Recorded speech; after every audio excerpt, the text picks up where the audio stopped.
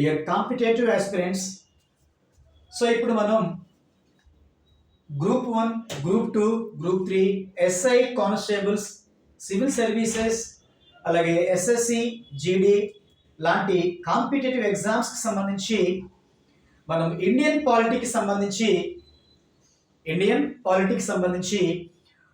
Fundamental rights, ప్రాథమిక హక్కులు, fundamental రైట్స్కి సంబంధించి the historical background of the fundamental rights అనే దాని గురించి మనం డిస్కస్ చేద్దాం. ఓకే, సో ఇప్పుడు మనం చూసినట్లయితే ఇక్కడ fundamental rights, the historical background of the fundamental rights.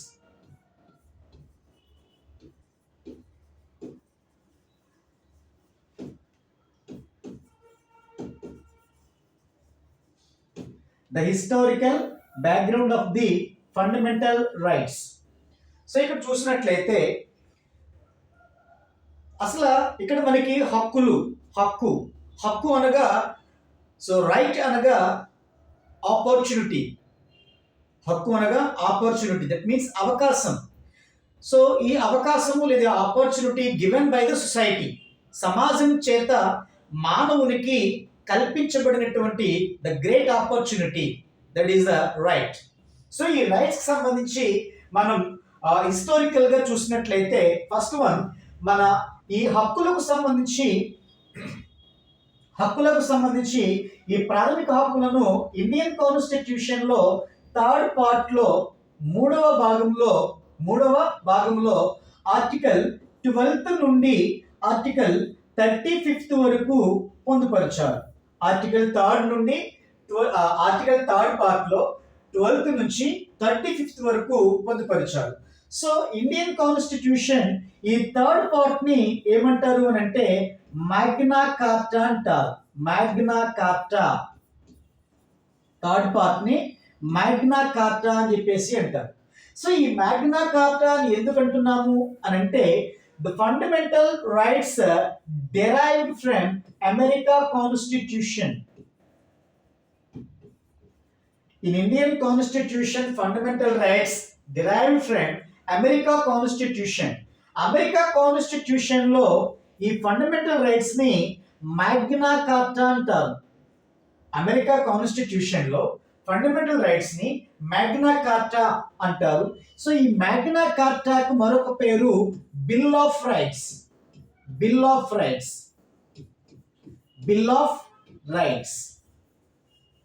హక్కుల పత్రము అని చెప్పేసి అంటారు. అయితే ఈ మ్యాగ్నా కార్టాకు సంబంధించినటువంటి అంశం ఏమిటి అని చూసినట్లయితే మొట్టమొదటిగా ఇన్ 1215లో ఇన్ ఇంగ్లాండ్ ప్రజలకి అక్కడి రాజు జాన్ ఎడ్వర్డ్ కింగ్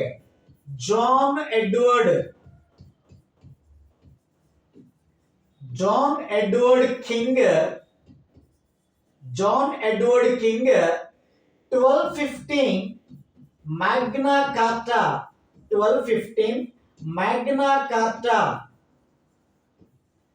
అనే పేరుతో హక్కుల చట్టాన్ని రూపొందించారు. హక్కులు చట్టం, ఓకేనా, ఫండమెంటల్ రైట్స్ లాని రూపొందించడం జరిగింది. ఎప్పుడు అని అంటే 1215. సో దీన్నే ఏమంటారు అని అంటే మ్యాగ్నా కార్టా అంటారు. అయితే what is the meaning of the Magna కార్టా? Magna means MAGNA.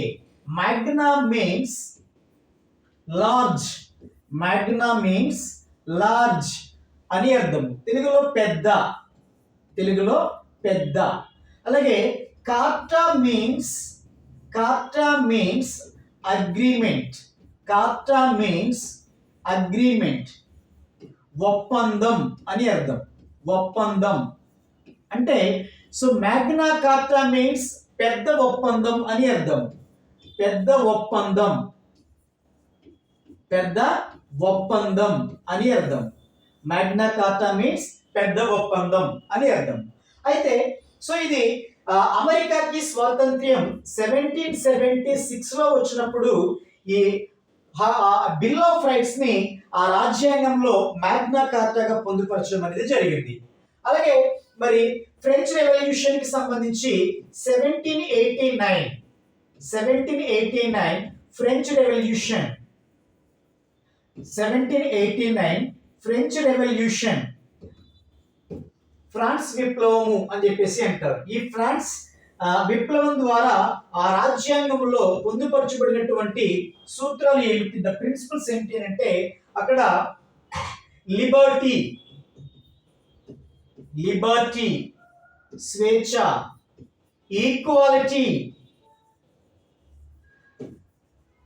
Equality సమానత్వము, లిబర్టీ, ఈక్వాలిటీ సమానత్వము అండ్ ఫ్రెటర్నిటీ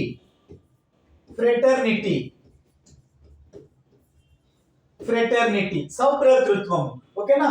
ఫ్రెంచ్ రెవల్యూషన్ ద్వారా ఫ్రెంచ్ రాజ్యాంగంలో పొందుపరచబడినటువంటి ప్రిన్సిపల్స్ లిబర్టీ స్వేచ్ఛ, ఈక్వాలిటీ సమానత్వము, ఫ్రెటర్నిటీ సౌభ్రాతృత్వము అని చెప్పేసి అంటారు.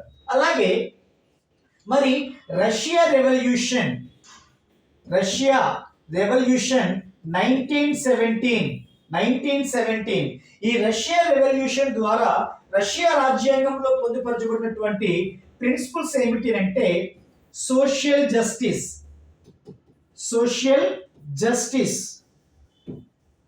సామాజిక న్యాయం లేదా సాంఘిక న్యాయం, అలాగే సోషల్ ఈక్వాలిటీ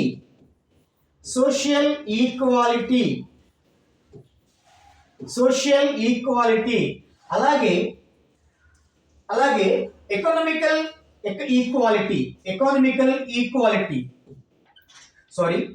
ఇక్కడ సోషల్ జస్టిస్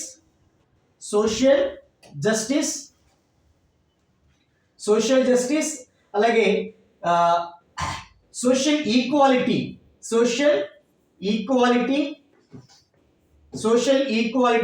అలాగే social justice, equality and financial equality or economical equality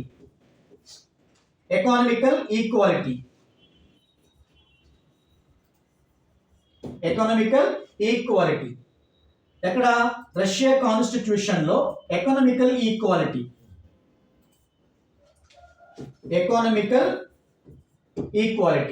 okay, so ఈ విధంగా ప్రపంచ రాజ్యాంగాలు పరిశీలించినట్లయితే మనకి ఈ హక్కులు అనేవి సామాజికంగాను అంటే సోషల్ పరంగా కానీ లేకపోతే స్వేచ్ఛ పరంగా కానీ అన్ని అవకాశాలు కల్పించబడాలి అని చెప్పేసి రూపొందించబడినటువంటి హక్కులు అనేవి మనకి కనిపిస్తాయి. సో ఇవి ప్రపంచ రాజ్యాంగ చారిత్రక నేపథ్యం. అలాగే మన ఇండియన్ కాన్స్టిట్యూషన్ కి సంబంధించినటువంటి ఫండమెంటల్ రైట్స్ ఏవైతే ఉన్నాయో వాటి యొక్క హిస్టారికల్ బ్యాక్గ్రౌండ్ చూసినట్లయితే historical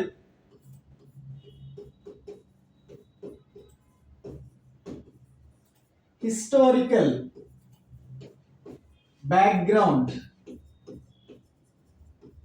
of Indian Constitution fundamental rights.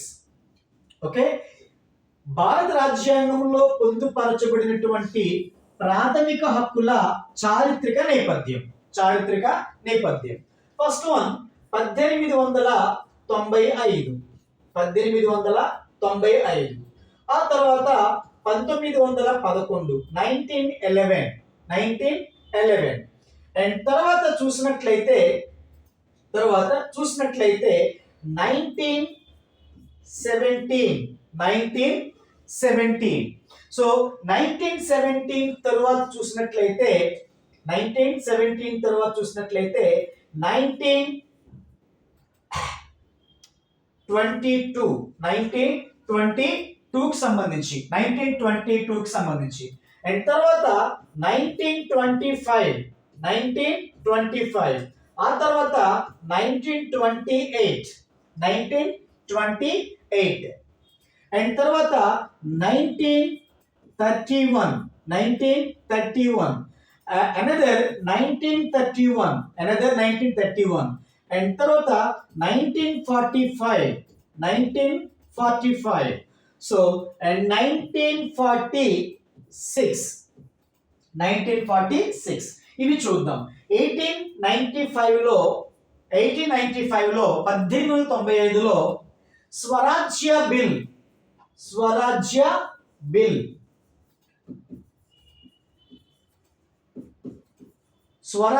Bill ద్వారా బాలగంగాధర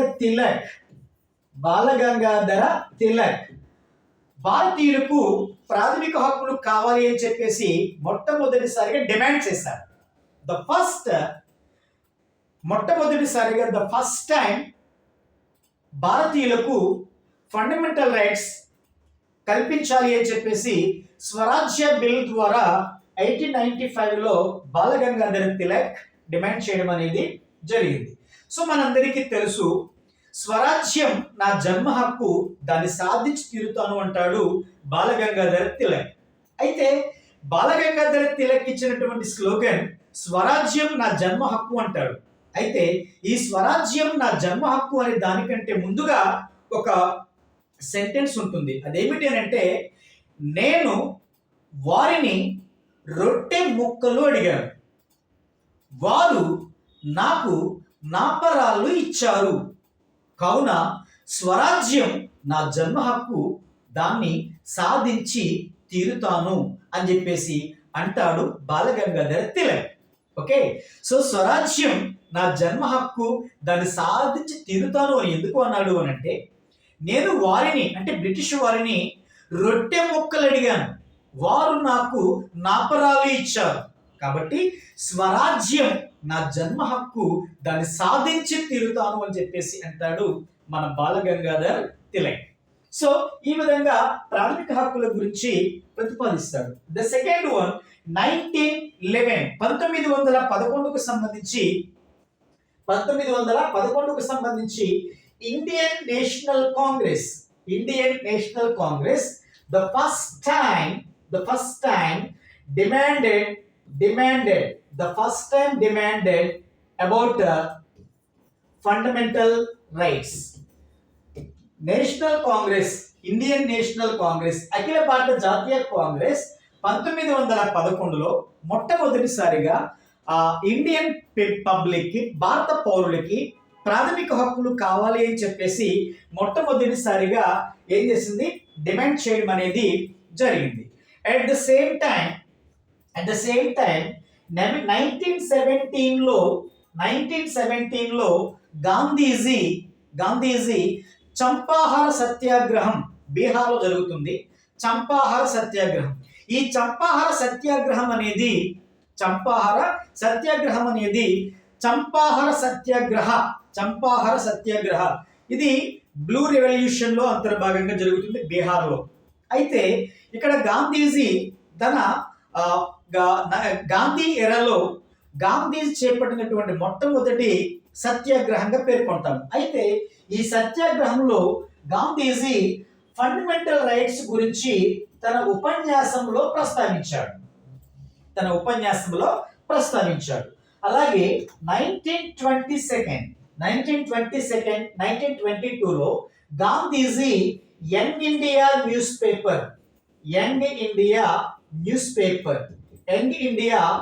న్యూస్ పేపర్లో ప్రాథమిక హక్కుల యొక్క తీర్మానం ప్రతిపాదించాడు. ఓకేనా, ఫండమెంటల్ రైట్స్ పాలసీని ప్రతిపాదించాడు. అలాగే 1925లో డాక్టర్ అనీ బీసెంట్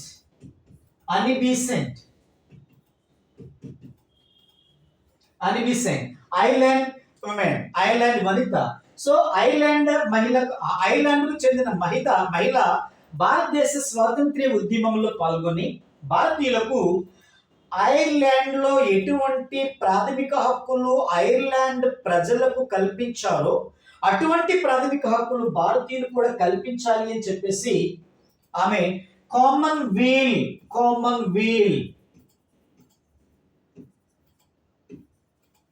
అనే పత్రికలో ప్రతిపాదించింది.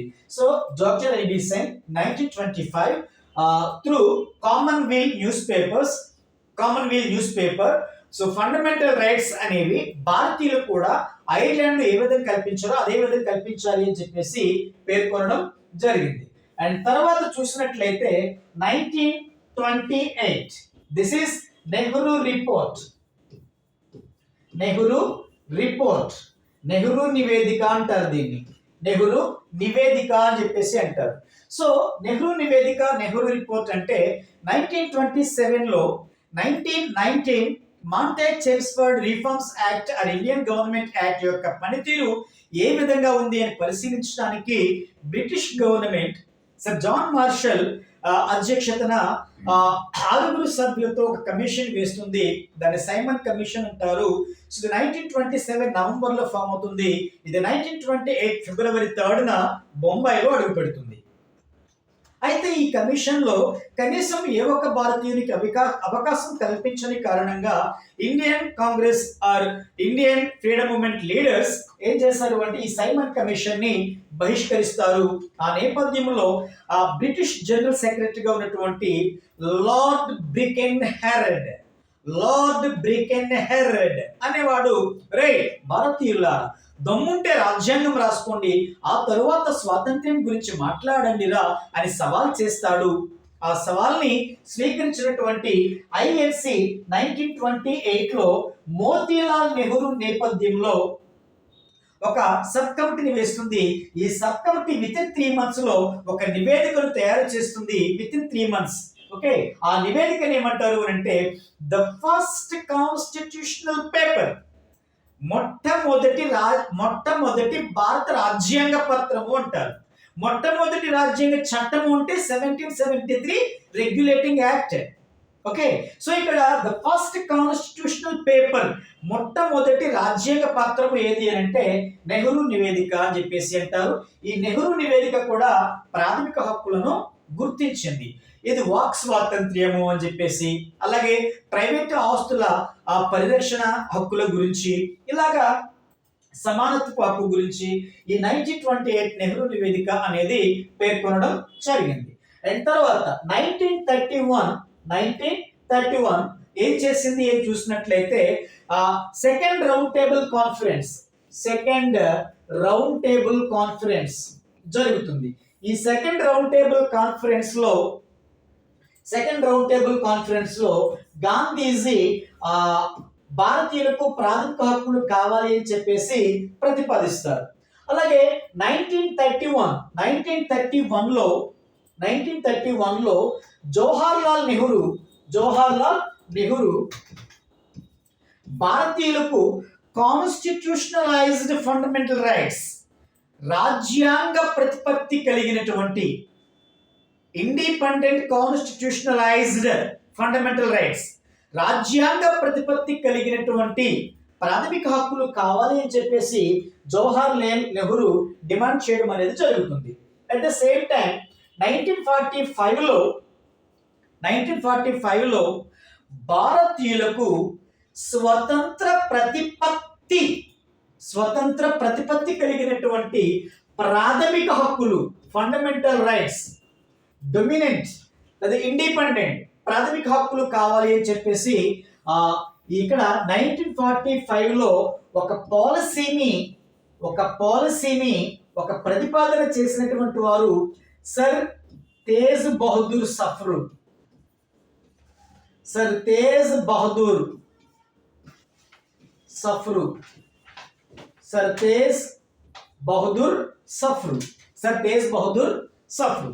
అయితే తర్వాత 1946 డిసెంబర్ 9న the first constitute assembly meet అవుతుంది. ఒక రాజ్యాంగ పరిషత్తు ఏర్పాటు అవుతుంది. అయితే ఒకసారి అడిగాడు, రాజ్యాంగ పరిషత్తు ఏర్పడక మునుపు భారతీయులకు ప్రాథమిక హక్కులు కావాలి అని చెప్పేసి ఈ క్రింది వారిలో ఎవరు ప్రతిపాదించారు అని అడిగాడు. ఓకేనా, ఎవరు అని అంటే సర్ తేజ్ బహదూర్ సఫ్రు. అక్కడ సర్ తేజ్ బహదూర్ సఫ్రు, అలాగే గాంధీజీ, ఎంఎన్ రాయ్, ఇలాగా కొంతమంది గురించి ఆప్షన్ ఇవ్వడం జరిగింది. సో సర్ తేజ్ బహదూర్ సఫ్రు 1946లో కాన్స్టిట్యూషన్ అసెంబ్లీ ఏర్పడింది. సో కాన్స్టిట్యూషన్ అసెంబ్లీ ఏర్పడక మునుపోటు 1945లో. ఓకే, సో ఆ తర్వాత 1946 అనంతరం ప్రాథమిక హక్కుల కమిటీ ఏర్పడింది. ఈ ఫండమెంటల్ రైట్స్ కమిటీ, ఈ ఫండమెంటల్ రైట్స్ కమిటీకి చైర్మన్ ఎవరు అని అంటే సర్దార్ వల్లభాయ్ పటేల్. ఓకేనా, రాజ్యాంగ పరిషత్తు ద్వారా ప్రాథమిక హక్కుల కమిటీ ఏర్పడింది. సో ఫండమెంటల్ రైట్స్ కమిటీ, ఈ ఫండమెంటల్ రైట్స్ కమిటీకి సర్దార్ వల్లభాయ్ పటేల్. అలాగే ఈ ఫండమెంటల్ రైట్స్ కమిటీలో ఈ ఫండమెంటల్ రైట్స్ సబ్ కమిటీ కూడా ఏర్పడింది. ఫండమెంటల్ రైట్స్ సబ్ కమిటీ, ఈ సబ్ కమిటీకి చైర్మన్ ఎవరు అని అంటే జేబి కృపలని.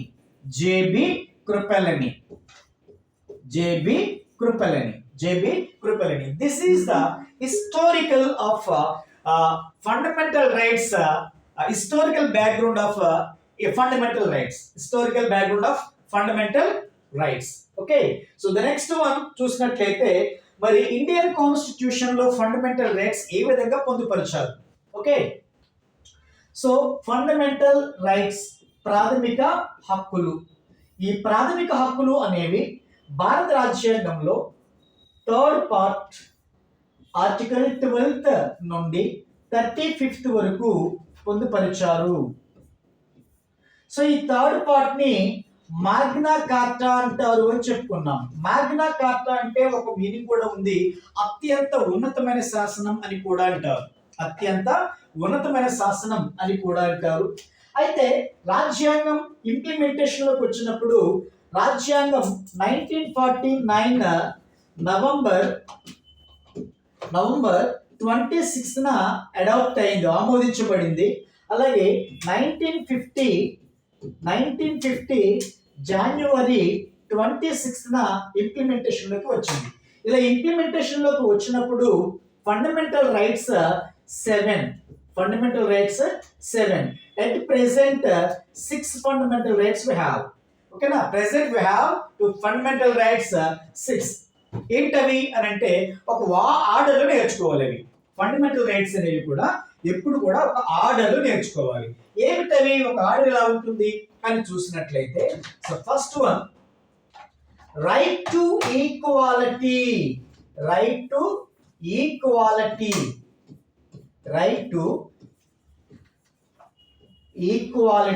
సమానత్వపు హక్కు. ఇది 14 to 18 ఆర్టికల్లో పొందుపరిచారు. అలాగే రైట్ టు ఫ్రీడమ్ స్పీచ్,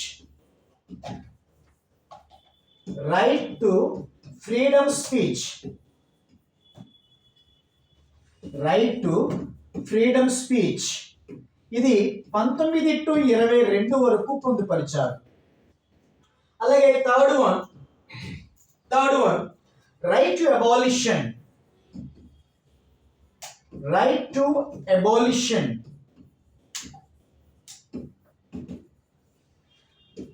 పీడనాన్ని నిరోధించే హక్కు 23rd ఆర్టికల్ అండ్ 24th ఆర్టికల్లో పొందుపరిచారు.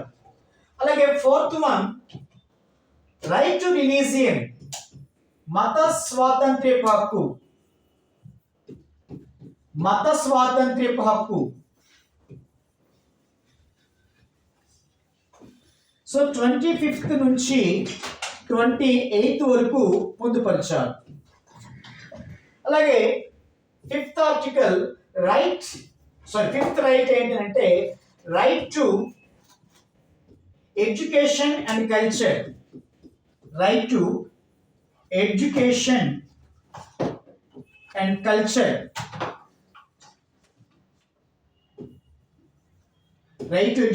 Culture article 29th and 30th లో పొందుపరిచారు.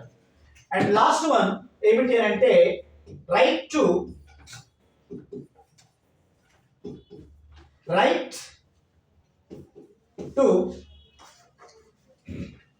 Remedies, right to against remedies. దీన్నే 32nd లో చేర్చారు. సో దీన్ని రాజ్యాంగ పరిహారపు హక్కు అంటారు.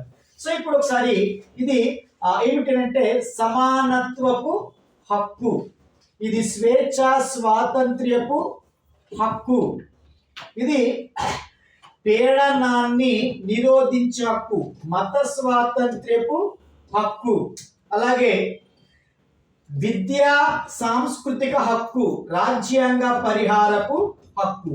సో ఇవి ఏమిటని చూసినట్లయితే ప్రాథమిక హక్కులకు సంబంధించినటువంటి వరుస క్రమం. మరి ప్రారంభంలో 7 ఉన్నాయి, ప్రెసెంట్ 6 ఉన్నాయి అని అంటే మనకి ఆర్టికల్ 31 లో ఉంటుంది. ఆర్టికల్ 31 లో గతంలో ఉండేది అది రైట్ టు ప్రాపర్టీ, ఆస్తి హక్కు, right to property, right to property, ఆస్తి హక్కు. సో దీన్ని 1976 44th amendment act, 1976 44th amendment act ప్రకారం ఫండమెంటల్ రైట్స్ జాబితా నుండి తొలగించి ఆర్టికల్ 12వ భాగంలో 300 క్యాపిటల్ ఏలో 300 క్యాపిటల్ ఏ నూతన ఆర్టికల్ చేర్చి చట్టబద్ధ హక్కుగా చేర్చారు. చట్టబద్ధ హక్కు, స్టాట్యూటరీ రైట్, చట్టబద్ధ హక్కుగా చేర్చారు. సో ఈ విధంగా ఆస్తి హక్కును తొలగించినటువంటి ప్రధానమంత్రి ఎవరు అంటే మొరార్జీ దేశాయ్. ఆస్తి హక్కును తొలగించిన ప్రధానమంత్రి మొరార్జీ దేశాయ్. ఇది 1976 44th అమెండ్మెంట్ యాక్ట్ ప్రకారం ఈ Morarji Desai the first prime minister of non Congress prime minister of India. Okay, తొలి కాంగ్రెసేతర ప్రధానమంత్రి. సో ఈ విధంగా మనకి ప్రాథమిక హక్కు అనేది, ఆస్తి హక్కు అనేది ప్రాథమిక హక్కుల జాబితా తొలగించబడి సో 12వ భాగంలో ఆర్టికల్ 300 క్యాపిటల్ ఏ ప్రకారం చట్టబద్ధ హక్కుగా పొందుపరచడం జరిగింది. సో ఇది ఏంటి అని చూసినట్లయితే మన ఫండమెంటల్ రైట్స్ కి సంబంధించినటువంటి వరుస క్రమం. ఓకేనండి. సో రాజ్యాంగ పరిహార పోకరి డాక్టర్ బిఆర్ అంబేద్కర్ ప్రాథమిక హక్కులకు ఆత్మల హృదయము అని చెప్పేసి అంటారు. సో ఇవన్నిటి గురించి కూడా నెక్స్ట్ వీడియోలో మనం డీటెయిల్ గా విత్ కేసెస్ తో మనం ఒక్కొక్క ఆర్టికల్ గురించి డీటెయిల్ గా నేర్చుకుంటాం. సో మీకు నచ్చినట్లయితే కనుక సో మీకు లైక్ చేయండి, కామెంట్ చేయండి, షేర్ చేయండి, అలాగే సబ్స్క్రైబ్ కూడా చేయండి. Thank you one and all.